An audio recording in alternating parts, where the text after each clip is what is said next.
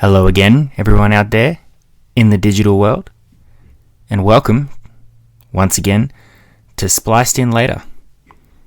I am your host. I am, have been, and always will be your awkward Australian, Jordan. Here with episode 2 of this fun little podcast. I'm dropping this a lot sooner than I expected. Basically because I'm feeling pretty good after my episode 1 reach out to you all. We've come quite a bit of a way from just testing the microphone to see what I can do with it to having a bit of a basis online now, which is honestly surprising because I didn't know what I was doing, and let's be fair, I probably still don't now. But I'm on Spotify, surprisingly. You probably know that if you're listening on Spotify. I've got a YouTube channel. Again, surprising. Unless, again, of course, if you're listening on YouTube, again, you already knew that. And I've got a website. And an Instagram account. Honestly, I'm all over the place at the moment. Which is scary, but also kind of fun. It's pretty interesting to be getting my voice out there and seeing what nonsense I can come up with. With this episode and episode 3, which should be coming in a few days, you'll kind of get the idea of the type of content that I will be using on this show. Episode 1 was just my thoughts and opinions, extrapolated through the marvellous film that is The Fox and the Hound 2, and also what it's like to share opinions and thoughts and beliefs in the movie world. Coming at you probably Friday, if you're lucky. And if I'm on the ball, which could be all over the place at this point, I like to think I'm prepared. But I also don't write a script or dot points before I start these recordings, so honestly, who knows? Anything could happen. But I plan to be bringing a review of the new film coming out, Terminator Dark Fate. I'm pretty interested to see what that movie's like, compared with other Terminator films. And I'd be pretty keen to get my thoughts out there for you. So if you are thinking, should I see that movie? You'll think, hang on, what did Spliced In Later have to say about that? Maybe it'll influence your opinion, and maybe it won't. But have a listen, it'll be fun. Hopefully I like the movie, we'll see.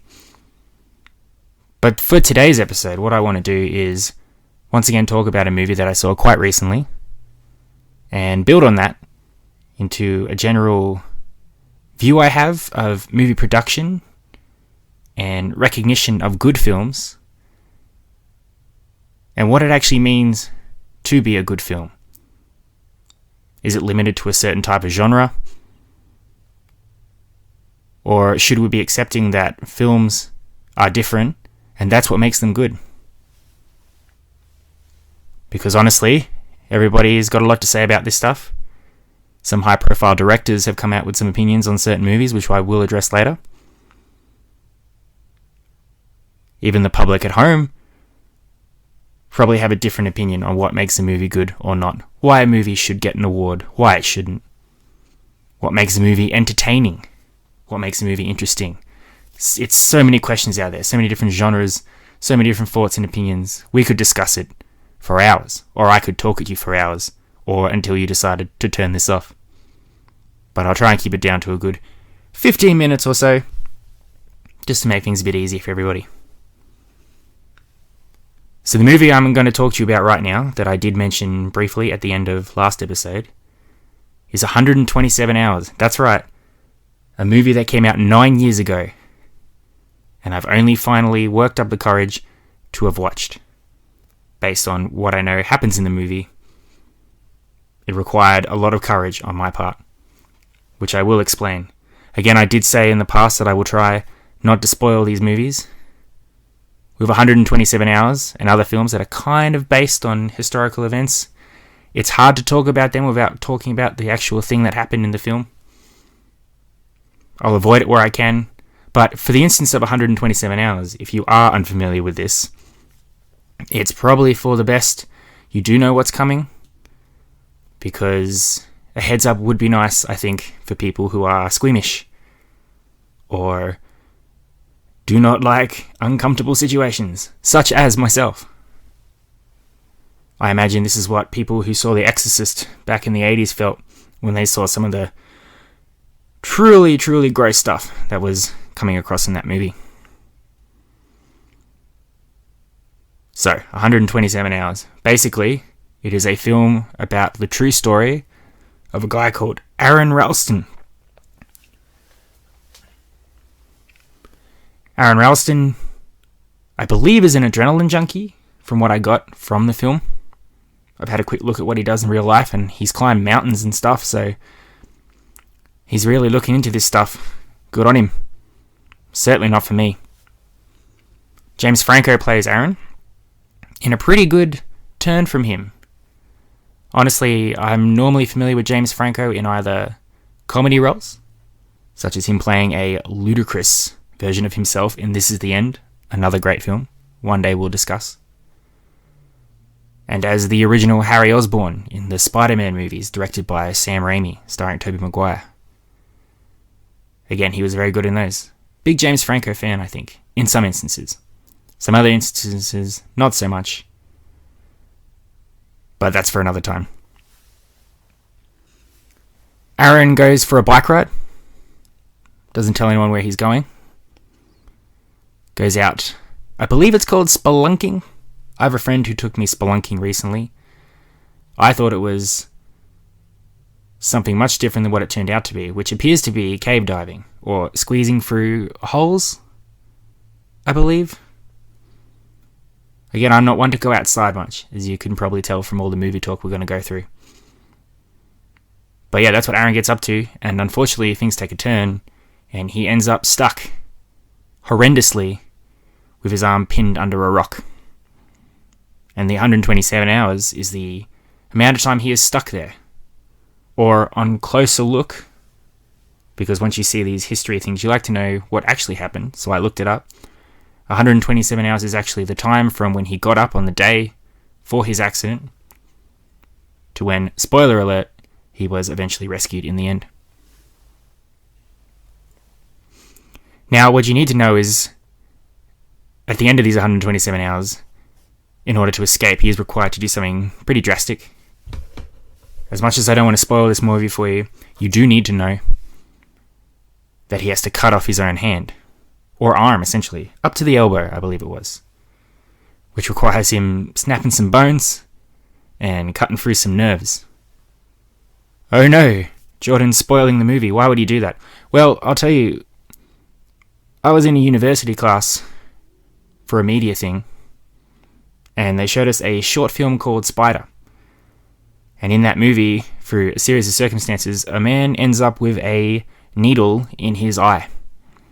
And when I saw that, I wish I'd had some heads up, because once he wiggled his eye with that needle sticking out, I did pass out. Embarrassingly so. I did make it out of the lecture hall before I passed out. But to this day, even thinking about it now, I feel terrible in my stomach. So if you struggle with blood or human injury of any kind, I would think long, hard before you decide to watch 127 hours. I recommend it. I was jumping on adrenaline watching him do it. I've never felt more sick, but also pumped to see a man cut his own arm off. It was a strange feeling. I'm not sure I'll have it again. That's the bad side of watching movies for the first time. You never match that again. But I'm getting off point. It is a very interesting character drama. James Franco sort of portrays Aaron's thoughts and feelings. The movie is basically just about him. There are guest spots from actors in here, Kate Mara, Amber Tamblyn, Lizzie Kaplan, but it's the James Franco show, essentially. Highly recommend. Definitely a movie that people should watch. But while I was watching the movie, I was having a think, and the think was, I bet this movie was nominated for an Academy Award. And I also bet that James Franco would have been nominated for a Best Actor award. So, of course, once the movie was over, I looked it up. 2010, 127 Hours was nominated for Best Picture. James Franco was nominated for Best Actor. So this leads into what I'm probably going to really push in this episode today, is the Academy Awards. Now, I'm not about to badmouth the Academy Awards in any way.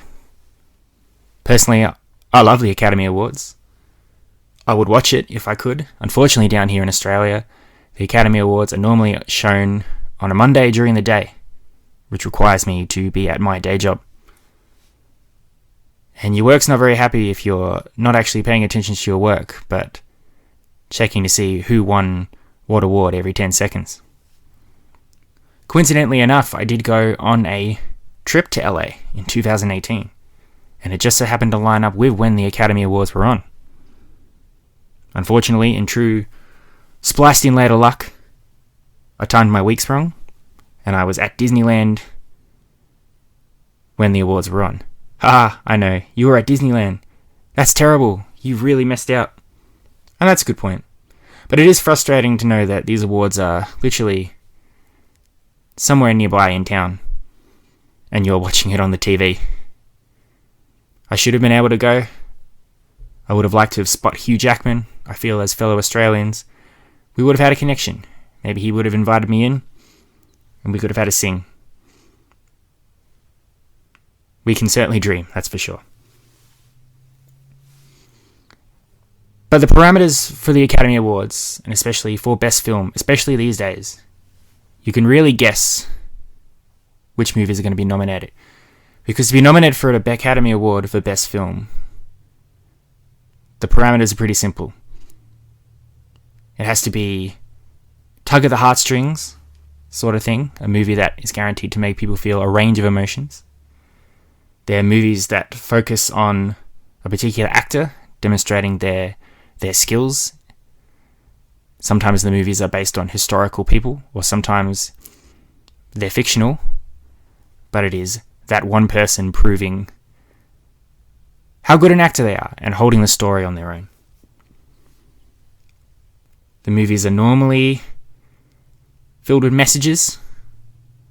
We had a bit of trouble the last couple of years, but recently there have been some good turnaround in terms of showcasing movies involving oppression, racism, how terribly shit all that stuff is. Movies like Black Klansman, Green Book.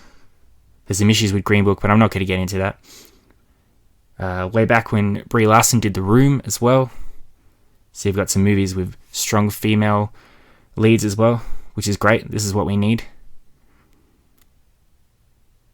The only downside to all this is it does make the Academy Awards kind of predictable. And I worry that we are rewarding the same movies for doing the same thing over and over again. I'm going to go to a gripe that I've had since 2017. It might be petty, but it's my podcast, so I can do what I like. 2017, Logan came out. I'm sure most people are familiar with Logan, but for those that aren't, it was the final movie featuring Hugh Jackman as Wolverine. It was a dark, gritty, real look at Wolverine in his old age, a man that desperately wanted to die and was forced to help out a little girl and go through some serious, serious drama. Hugh Jackman put in an amazing performance. The movie itself was incredibly directed by James Mangold, and an absolutely fantastic story. The Academy Awards, I believe, gave it good script production. I believe. I don't think it won, but it was nominated. No nomination for Hugh Jackman for Best Actor. No nomination for Logan for Best Film. Now, I know you're probably thinking, and sometimes I think it too, that I'm just being biased because I liked Logan. And I'm going, why didn't everybody else like Logan? But unfortunately, it's not just Logan. It is other movies that generally fall into the action blockbuster, the superheroes, Specifically animated films as well. I'm not sure, but I don't think since 2010, when Toy Story 3 was nominated for Best Film, has there been an animated film in that category. Sure, we've got the Best Animated Film, but I mean, last year, Spider-Man Into the Spider-Verse won that category. When you've got it in the same category as The Boss Baby or Farmageddon, a Shaun the Sheep movie, again, those movies are fine. But there's no competition. Like, Spider-Man blew them out of the water. Obviously so. So why can't Spider-Man be in the best film category? And I believe what it comes down to is that the Academy Awards don't necessarily reflect the changing times that are coming in with film industry these days.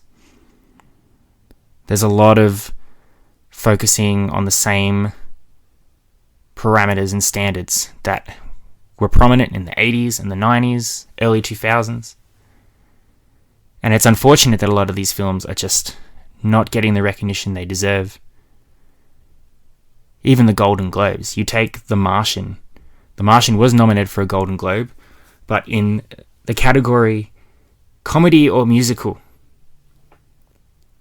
Sure, The Martian has some jokes in it, but that is Matt Damon pulling, again, a fantastic performance and quite a serious predicament of a man stuck on bloody Mars.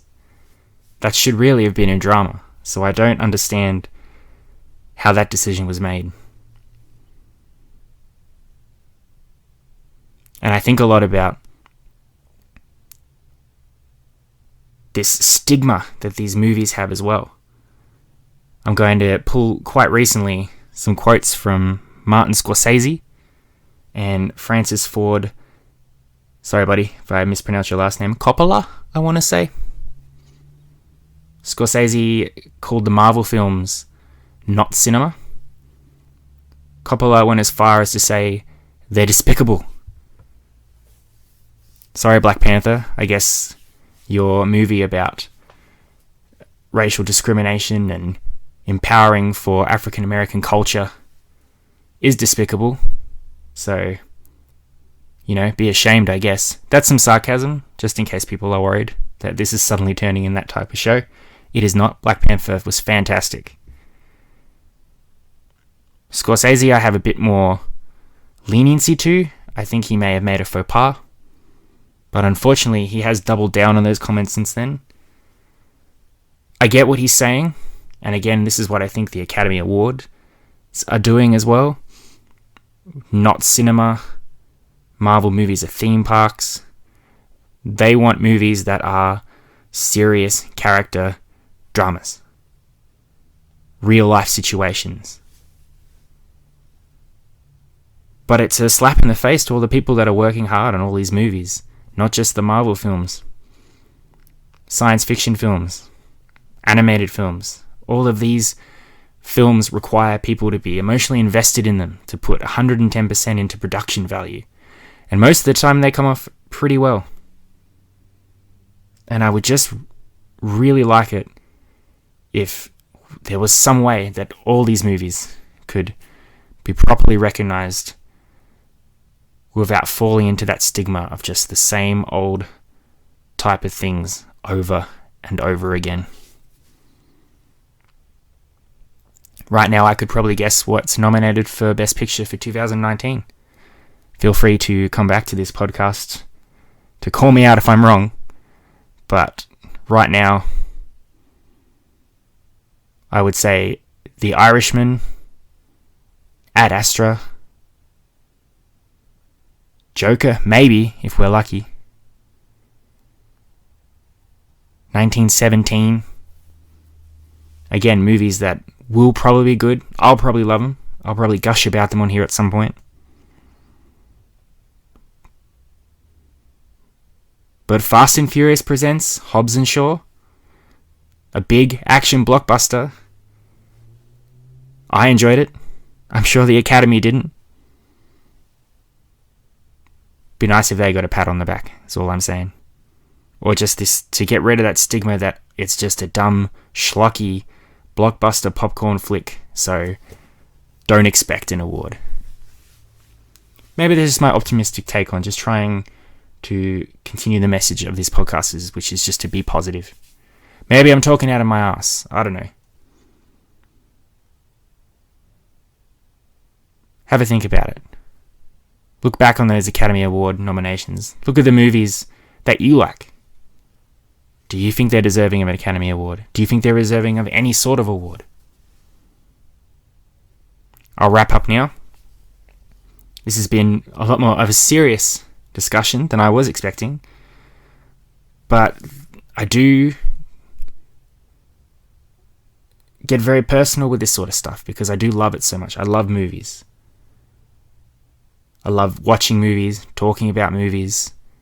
More importantly, I love when movies get the recognition that they deserve. I hate when movies are blasted in a way where people are called out for being terrible for working on them, or called names, or, oh, it's just that type of movie, so it's not worth our time. On a positive note, I did really enjoy 127 Hours. I'm sure most people have seen it. This was 9 years ago, but if you haven't, check it out. It is worth a look. Thank you again for listening to me. I know that I ramble on a bit. This is something that will be improved on as we go forward. But I'm getting that sense of satisfaction of reaching out to people. And I'm really appreciative of you for listening to me. It's not easy, but you guys rule. A couple of quick shout outs to my friends Jackie and specifically Jack as well.